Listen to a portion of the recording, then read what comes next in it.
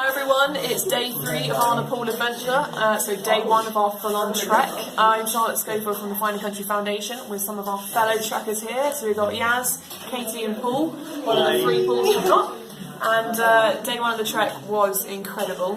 We walked about 7.5 hours pretty much uphill the entire way, got really steep in some points, so we have to admit we were a little bit sweaty.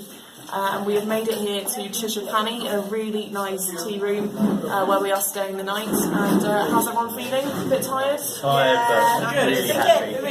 Yeah. We can do this. We can do this.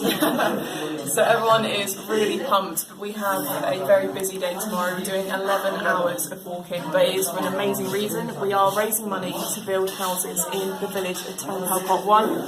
The link to that is going to be attached to this post. Please give a donation, it will make a massive difference. It funds the building supplies for an entire house. £1,800 is someone's home. So please, if you can help us make a little bit more money, that would be absolutely incredible. We will see you tomorrow. Bye.